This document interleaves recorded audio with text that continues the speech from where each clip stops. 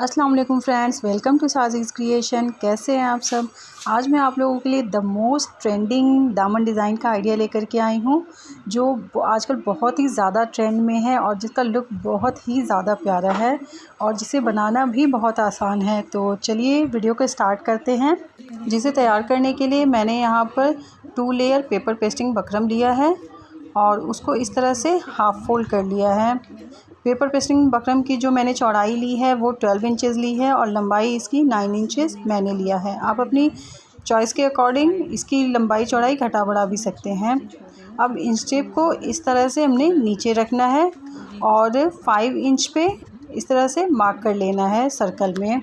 ये देखें, बिल्कुल इस तरह से हमने 5 इंच पे इस तरह से राउंड शेप में मार्क करते जाना है और सर्कल का 4th पार्ट ड्रॉ कर लेना है।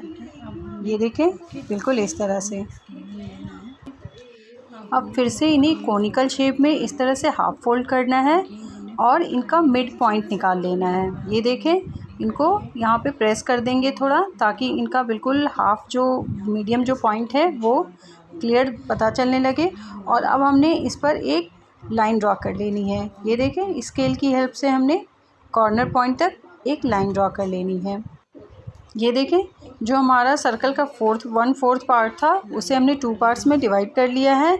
अब ये जो दोनों पार्ट्स हैं इनको भी हमने इक्वल 2 पार्ट में डिवाइड करना है। तो उसके लिए फिर से हमने पेपर पेस्टिंग को इस तरह से जहाँ पर लाइन ड्रॉ की है वहाँ तक हमने फोल्ड करना है और उनका मिड पॉइंट निकाल लेना है। ये देखें, और अब हमने फिर से इन्हें इक्वल पार्ट में डिवाइड कर देना है। दोनों का हम बिल्कुल ऐसे ही करेंगे। अब इस तरह से ये 4 पार्ट्स में डिवाइड हो चुके हैं। अब जो राउंड शेप हमने बनाया है बिल्कुल वहाँ से हमने 1 इंच पे एक और हमने यहाँ पे राउंड शेप तैयार कर लेना है। अब ये देखें, मैंने यहाँ पर सर्कल शेप में एक कटर ले लिया है। आप इसकी जगह कोई ढक्कन भी यूज़ कर सकते हैं। जो लाइन हमने पार्ट्स में इक्वल पार्ट्स में जो डिवाइड किया है बिल्कुल उसकी चौड़ाई के अकॉर्डिंग हमें ढक्कन या कटर जो भी लेना होगा। तो ये देखें, कटर को मैंने ले लिया है और इस तरह दोनों लाइन के बीच में दोनों लाइन को टच करते हुए और ऊपर की जो सबसे लाइन है उसको टच करते हुए हमने कटर को एडजस्ट करना है और एक सर्कल शेप ड्रॉ कर लेना है। ये देखें, ऊपर की लाइन को टच करते हुए और नीचे जो 2 लाइंस हैं उनके बीच में हमने कटर को एडजस्ट करना है और शेप को ड्रॉ कर लेना है।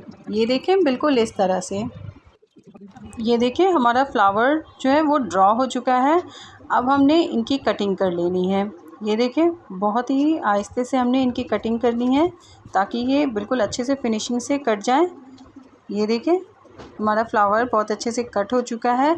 अब जो हमने शेप फ्लावर का ड्रॉ किया है बिल्कुल वही शेप हमने 1/2 इंच का मार्जिन देते हुए अंदर की तरफ ड्रॉ करना है। ये देखें, बिल्कुल इस तरह से 1/2 इंच का मार्जिन देते हुए हमने अंदर की तरफ ड्रॉ करना है। अब हमें छोटी सीज़र ले लेना है और जो अंदर की लाइन हमने ड्रॉ की है फ्लावर के अंदर उस पे हमने कटिंग कर लेना है।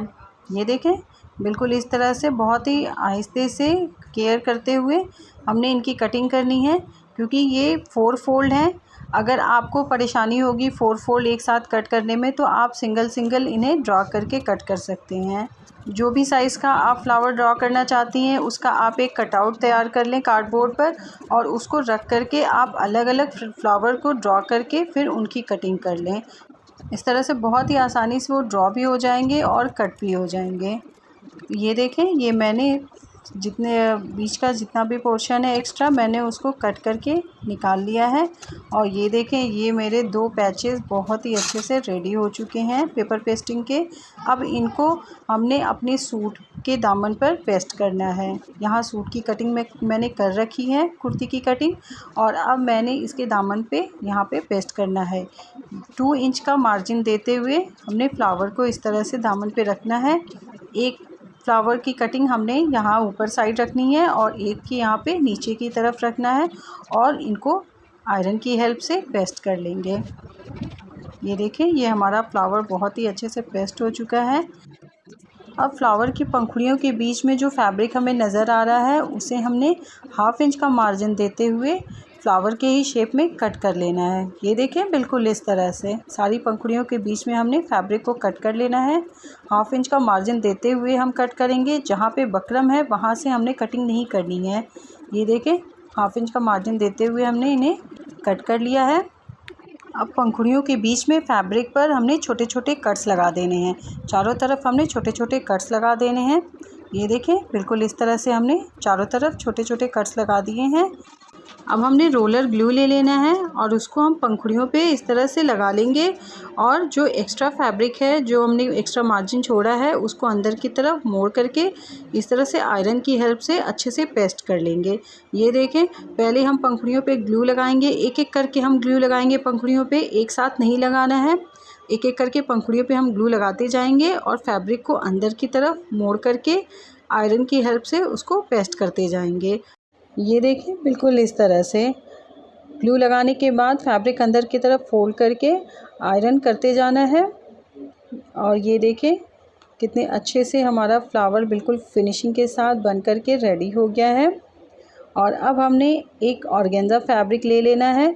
आप इसकी जगह नेट फैब्रिक भी यूज़ कर सकते हैं। मैंने ऑर्गेन्जा फैब्रिक लिया हुआ है और फ्लावर पे इस तरह से मैंने ग्लू लगा करके उसको रख करके पेस्ट कर लेना है। ये देखें इसको भी हमने आयरन की हेल्प से अच्छे से पेस्ट कर लिया है। और अब इनको सीधी साइड हम फ्लिप कर देंगे और फ्लावर की पंखुड़ियों पर इस तरह से सिलाई चलाते जाना है। सारी पंखुड़ियों को सिलाई चला करके हम अच्छे से इन्हें पैक कर लेंगे। और अब ये देखें हमारा फ्लावर भी स्टिच होकर के बिल्कुल रेडी हो चुका है। जो हमारा पैच है वो बिल्कुल अच्छे से बन गया है। अब मैंने यहाँ पर छोटे वाले सिल्वर कलर के स्टोन ले लिए हैं, जिसे फैब्रिक ग्लू की हेल्प से मैं यहाँ पर पंखुड़ियों के ऊपर लगाऊंगी। आप चाहें तो यहाँ पर छोटे वाले बीड्स का भी यूज़ कर सकते हैं, जिसे आपको निडल और थ्रेड की हेल्प से लगाना होगा। मैं यहाँ पर ग्लू और स्टोन्स का यूज़ कर रही हूँ। ये देखें इस तरह से मैंने चारों तरफ पंखुड़ी के ग्लू लगा लिया है और अब स्टोन को इनके ऊपर हमने लगाते जाना है, पेस्ट करते जाना है। ये देखें धीरे धीरे हमने सारे स्टोन्स को पेस्ट करते जाना है। ये देखें पूरे स्टोन्स को मैंने यहाँ पर पंखुड़ियों के साइड में लगा लिया है, जिससे इनका लुक बहुत ही प्यारा आ रहा है, बहुत ही ज़्यादा अट्रैक्टिव आ रहा है और इन्हें बनाना भी बहुत ही ज़्यादा आसान है। इंशाल्लाह अपनी अगली वीडियो में मैं इसकी नेक डिज़ाइनिंग को भी शेयर करूँगी आप लोगों के साथ। अगर आपको मेरी ये वीडियो अच्छी लगी हो तो प्लीज़ लाइक कर दें और अगर चैनल को सब्सक्राइब नहीं किया है तो प्लीज़ सब्सक्राइब कर दें। Thank you. अल्लाह हाफ़िज़।